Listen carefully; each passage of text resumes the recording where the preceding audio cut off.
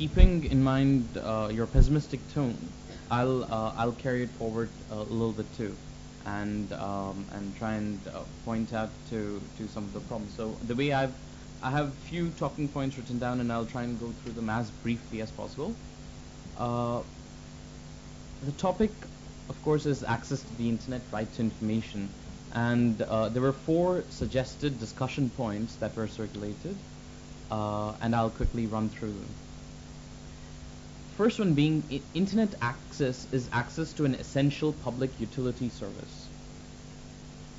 Now, I think that requires a little bit of unpacking. Let's look at other things. Let's look at, for instance, water.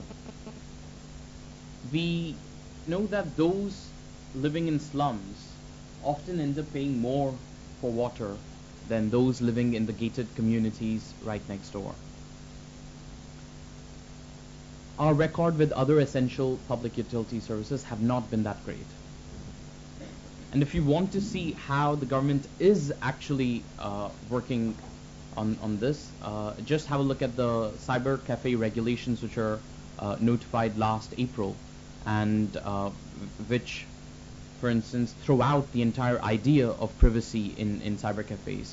So in the morning, we had Arna Roy talking about how from STD booths, these have become internet booths. But on the other hand, that's not quite such a smooth flow, because now, by law, unlike in STD booths where you can just walk in without production of any kind of identification, etc., make a phone call just by dropping 1 rupee or just by using the phone, now every single internet cafe owner has to take a photograph of you on the spot by law, if you want to be able to use the internet. And if the internet cafe owner does not do that, she can go to jail for that, okay, because she can be held liable for whatever wrongs that you commit.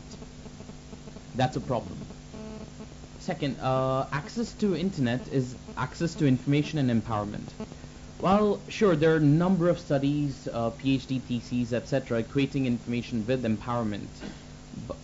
Whether it's the link between female education and autonomy, or the link drawn between censorship and the downfall of Indira Gandhi's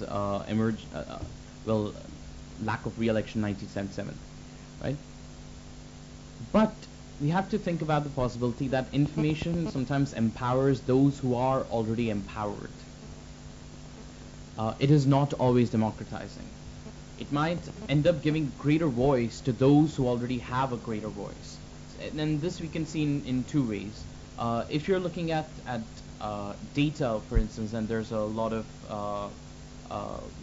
thought about open government data these days, we have to reflect upon the fact that it's often, and when we're thinking about how we can use this to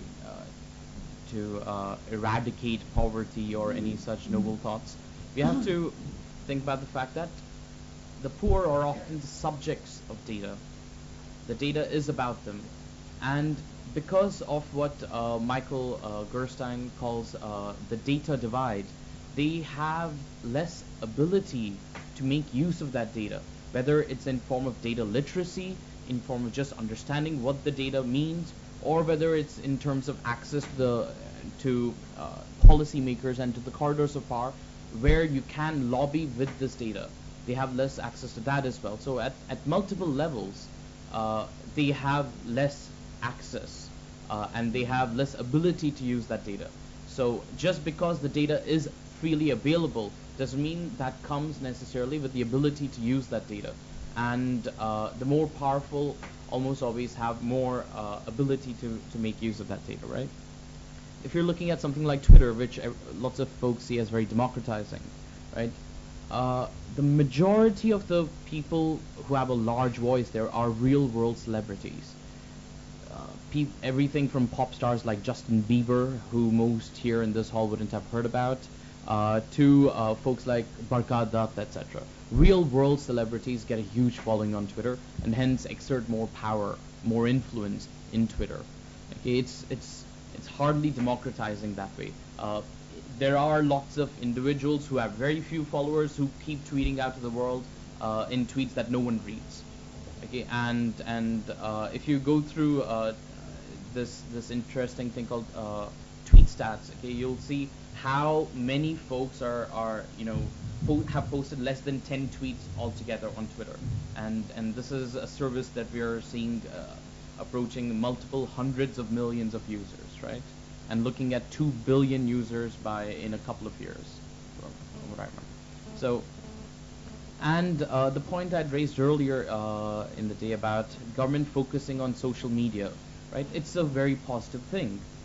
It's actually trying to get feedback, but the feedback will inevitably be from people who already have access to the internet, are already part of the elite of India, and hence the government must look, while looking at social media as a strategy, it must look beyond that as well. Must look on ways to incentivize conversations with those who are generally left out of these conversations. The third point was developing accessible internet environment infrastructure is a creation of public/community assets. That's a very noble thought, I believe, and quite frankly, that's the way I'd like to look upon it. But reality tells me that things are otherwise. Internet infrastructure is in fact private property, and let's just look at Reliance, right? Reliance owns Flag, which is one of the largest providers of international bandwidth to India, and actually one of the largest providers of bandwidth internationally. Okay. Reliance owns ISPs, which bring connectivity to your house and to your phones. Reliance owns the content that is streamed over these internet connections. Okay, and what we end up seeing is instead of a marketplace of ideas, which operates as a free market, we instead see a marketplace that's tending towards monopolies. Okay, and media regulation of that sort is in a sense a requirement where when every single part of the information value chain, as it were, is owned by corporations who don't fall under Article 19(1)(a), etc. Corporations don't owe you such duties. Your relationship with them is regulated by laws of property and by contracts, okay, not by the Constitution of India, and that is a stark reality. And the one model which I think is slightly different is that of Wikipedia, okay, which is an example of public or community asset run by a non-profit trust, etc., etc. Now, I don't want to see the internet becoming a giant Wikipedia. Okay, that's not where.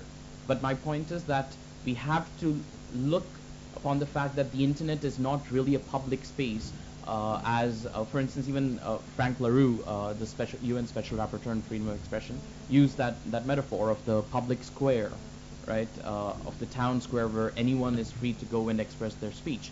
But the internet isn't. The internet is in fact lots of private parks where people go and try and express their speech.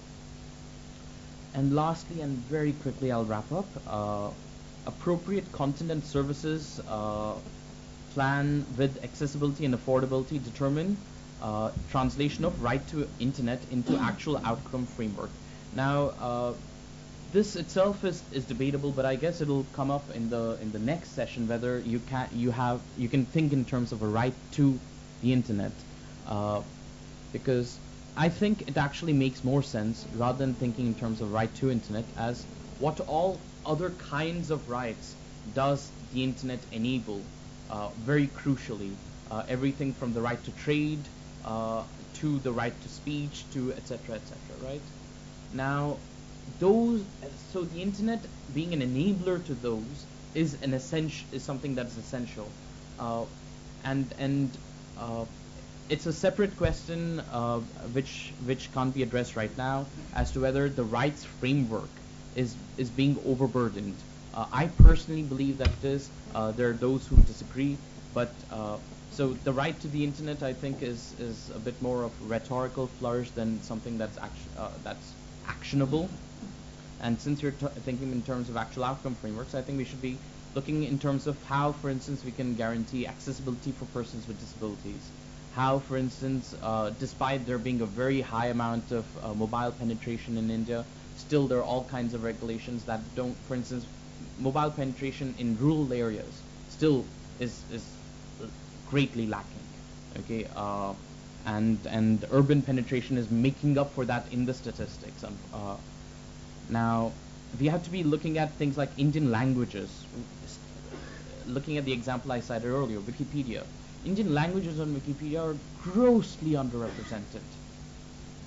One of the problems is actually just simply getting that firstly people who are equally at ease in English are those participating on Wikipedia. So a lot more Indians contribute to Wikipedia in English than in Indian languages, right? I, for instance, speak different Indian languages, but I can't write effectively in any of them. Okay. And secondly, I think one common solution to looking at Indian languages and accessibility for persons with disabilities would be to move away from just text inputs and text outputs to things such as and furthering speech-to-text technologies and text-to-speech technologies, etc.